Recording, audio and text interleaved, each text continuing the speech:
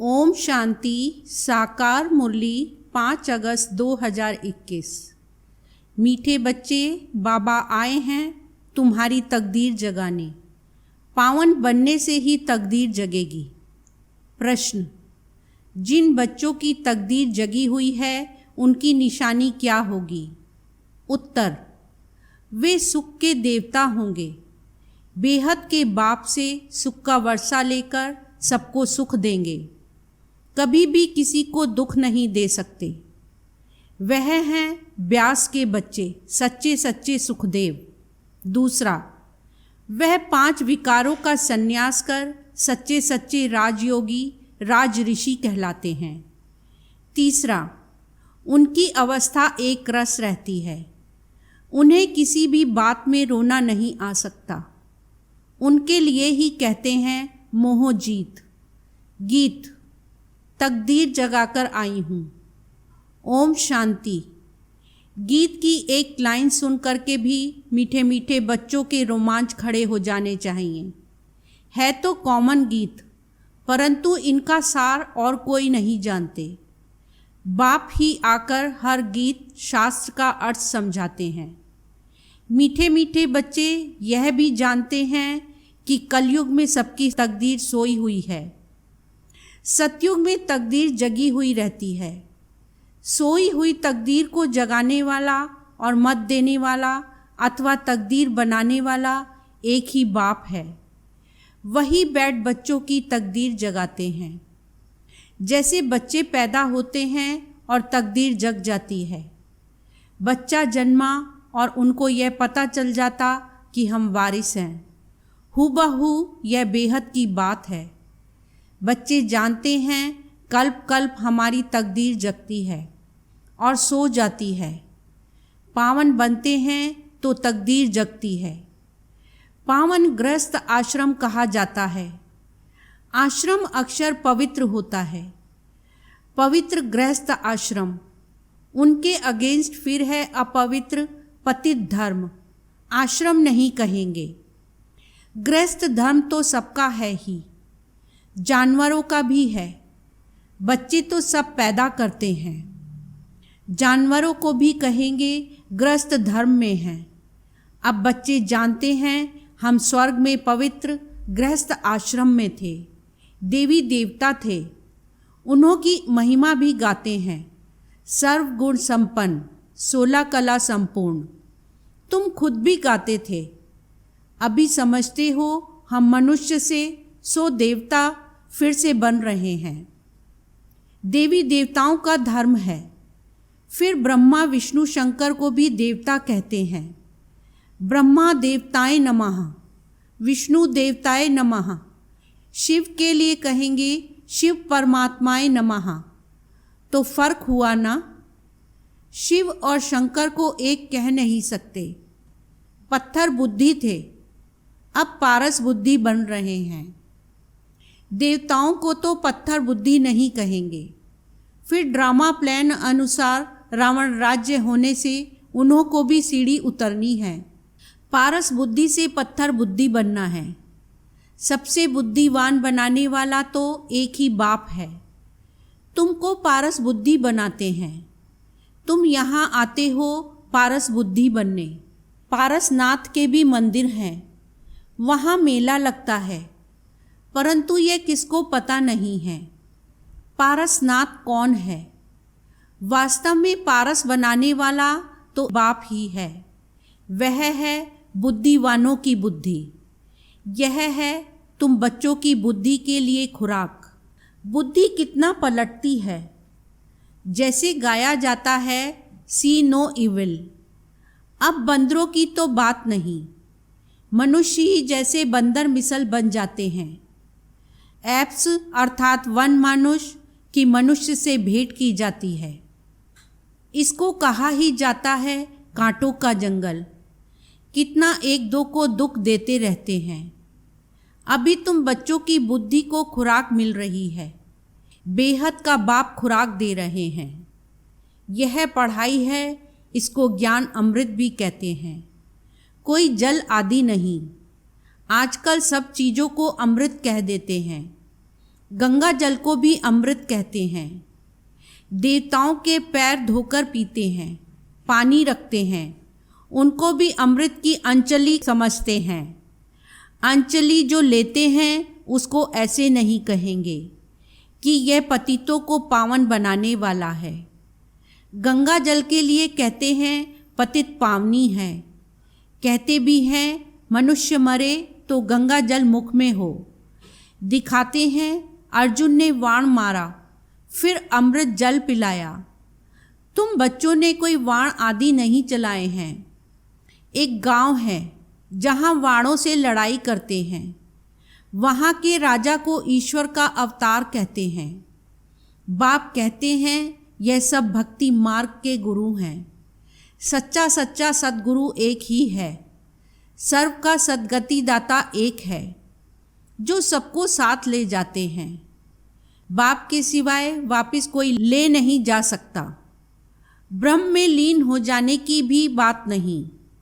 यह नाटक बना हुआ है जो चक्र अनादि फिरता ही रहता है। वर्ल्ड की हिस्ट्री ज्योग्राफी कैसे रिपीट होती है यह अभी तुम जानते हो। मनुष्य अर्थात आत्माएं अपने बाप रचता को भी नहीं जानती है, जिसको याद भी करते हैं। ओ गॉड फादर, हद के बाप को कभी गॉड फादर नहीं कहेंगे। गॉड फादर अक्षर बहुत अदब इज्जत से कहते हैं। उनके लिए ही कहते हैं वह पतित पावन दुख हरता सुख करता है।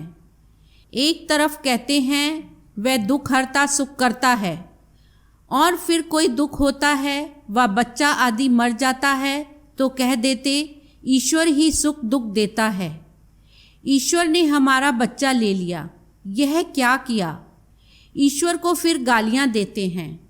कहते भी हैं ईश्वर ने बच्चा दिया है, फिर अगर उसने वापस ले लिया तो तुम रोते क्यों हो। ईश्वर के पास गया ना। सतयुग में कब कोई रोते नहीं हैं। बाप समझाते हैं रोने की तो कोई दरकार नहीं।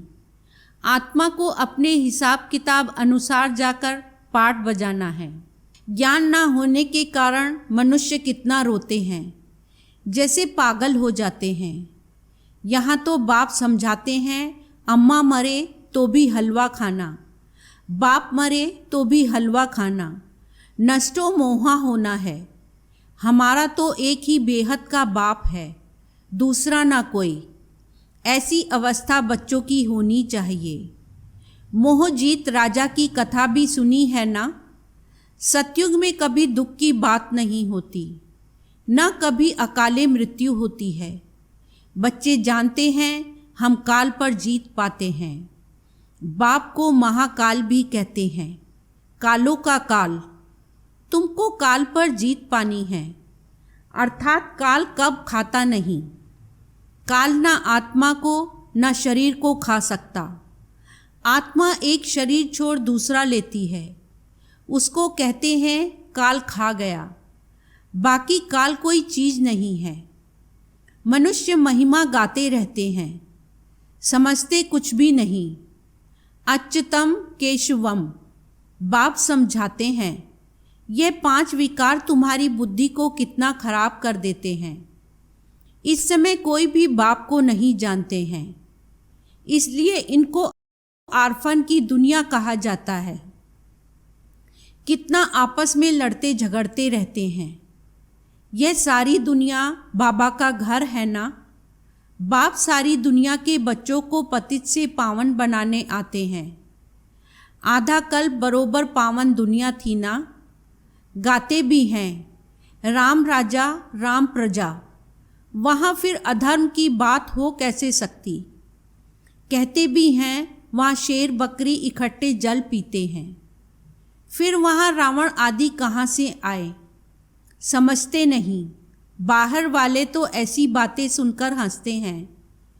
बाप आकर ज्ञान देते हैं ये पतित दुनिया है ना। अब प्रेरणा से पतितों को पावन बनाएंगे क्या। बुलाते हैं पतित पावन आओ, तो जरूर भारत में ही आया था। अब भी कहते हैं मैं ज्ञान का सागर आया हूँ, तुम्हें आप समान मास्टर ज्ञान सागर बनाने। बाप को ही सच्चा सच्चा व्यास कहेंगे। तो ये व्यास देव और तुम उनके बच्चे सुखदेव। तुम अभी सुख के देवता बनते हो। सुख का वर्षा ले रहे हो व्यास शिवाचार्य से। व्यास के बच्चे तुम हो, परंतु मनुष्य मूंझ ना जाए इसलिए कहा जाता है शिव के बच्चे। उनका असुल नाम है शिव। आत्मा को जाना जाता है, परमात्मा को भी जाना जाता है। वही आकर पतित से पावन बनने का रास्ता बताते हैं। कहते हैं मैं तुम आत्माओं का बाप हूँ। कहते हैं अगुस्टे मिसल है, इतना बड़ा तो यहाँ ठहर भी ना सके। वह तो बहुत सूक्ष्म है। डॉक्टर लोग भी माथा मारते हैं आत्मा को देखने के लिए, परंतु देख नहीं सकते। आत्मा को रियलाइज किया जाता है। बाप पूछते हैं अब तुमने आत्मा को रियलाइज किया? इतनी छोटी सी आत्मा में अविनाशी पाठ नूंधा हुआ है, जैसे एक रिकॉर्ड है। पहले तुम देह अभिमानी थे, अभी देही अभिमानी बने हो।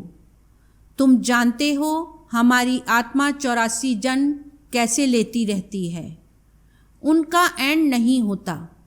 कोई कोई पूछते हैं ये ड्रामा कब से शुरू हुआ, परंतु यह तो अनादि है। ये कभी विनाश नहीं होता।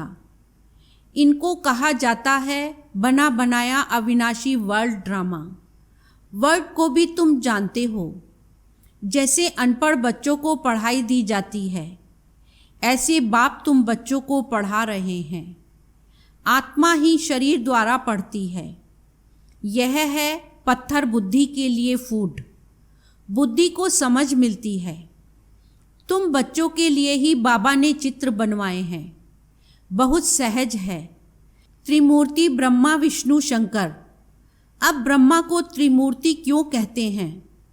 देव देव महादेव एक दो के ऊपर रखते हैं, अर्थ कुछ भी नहीं जानते। अब ब्रह्मा कैसे हो सकता, जबकि ब्रह्मा को प्रजापिता कहा जाता है? तो सूक्ष्म वतन में वह देवता कैसे हो सकता? प्रजापिता ब्रह्मा तो यहाँ होना चाहिए। यह बातें कोई भी शास्त्र में है नहीं। बाप कहते हैं मैं इस शरीर में प्रवेश कर इन द्वारा तुमको समझाता हूँ। इनको अपना रथ बनाता हूँ। इनके बहुत जन्मों के अंत में मैं आता हूँ। यह भी 5 विकारों का संन्यास करते हैं। संन्यास करने वाले को योगी ऋषि कहा जाता है। अभी तुम राज ऋषि हो। तुम प्रतिज्ञा करते हो। वह सन्यासी लोग तो घर बार छोड़ चले जाते हैं। यहाँ तो स्त्री पुरुष इकट्ठे रहते हैं। कहते हैं हम विकार में कभी नहीं जाएंगे। मूल बात है ही विकार की। तुम जानते हो शिव बाबा रचयिता है। वह नई रचना रचते हैं। वह बीज रूप सच्चित आनंद का सागर, ज्ञान का सागर हैं। स्थापना पालना विनाश कैसे करते हैं, ये बाप ही जानते हैं। इन बातों को मनुष्य तो जानते नहीं। तुम बच्चे अभी इन सब बातों को जानते हो, इसलिए सबको समझा सकते हो। अच्छा, मीठे मीठे सिकीलदे बच्चों प्रति माता पिता बाप दादा का याद प्यार और गुड मॉर्निंग। रूहानी बाप की रूहानी बच्चों को नमस्ते। रूहानी बच्चों की रूहानी बाप को नमस्ते। धारणा के लिए मुख्य सार। फर्स्ट पॉइंट, हर एक आत्मा का हिसाब किताब अपना अपना है, इसलिए कोई शरीर छोड़ते हैं तो रोना नहीं है। पूरा नष्टो मोहा बनना है। बुद्धि में रहे हमारा तो एक बेहद का बाप, दूसरा ना कोई। सेकंड पॉइंट, 5 विकार जो बुद्धि को खराब करते हैं उनका त्याग करना है। सुख का देवता बन सबको सुख देना है, किसी को दुख नहीं देना है। वरदान, रहम की दृष्टि द्वारा घृणा दृष्टि को समाप्त करने वाले नॉलेजफुल भव। सार, जो बच्चे 1-2 के संस्कारों को जानकर संस्कार परिवर्तन की लगन में रहते हैं, कभी यह नहीं सोचते यह तो हैं ही ऐसे, उन्हें कहेंगे नॉलेजफुल। वे स्वयं को देखते और निर्विघ्न रहते हैं। उनके संस्कार बाप के समान रहम दिल के होते हैं। रहम की दृष्टि घृणा दृष्टि को समाप्त कर देती है। ऐसे रहमदिल बच्चे कभी आपस में खिटखिट नहीं करते। वे सपूत बनकर सबूत देते हैं। स्लोगन: सदा परमात्म चिंतन करने वाले ही बेफिक्र बादशाह हैं। उन्हें किसी भी प्रकार की चिंता नहीं हो सकती। मातेश्वरी जी के अनमोल महावाक्य। अखंड ज्योति तत्व, साइलेंस लॉज और साकारी दुनिया प्ले ग्राउंड। आत्माओं का निवास स्थान है अखंड ज्योति महतत्व, जहाँ इस शरीर के पार्ट से मुक्त हैं, अर्थात दुख सुख से न्यारी अवस्था में हैं, जिसको साइलेंस लॉज भी कहते हैं। और आत्माओं का शरीर सहित पार्ट बजाने का स्थान प्ले ग्राउंड, यह साकार दुनिया है। तो मुख्य दो दुनिया हैं, एक है निराकारी दुनिया, दूसरी है साकारी दुनिया।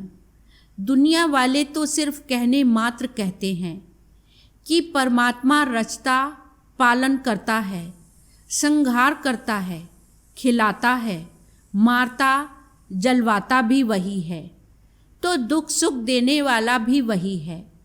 जब कोई को दुख आता है तो कहते हैं प्रभु तेरा भाना मीठा लागे।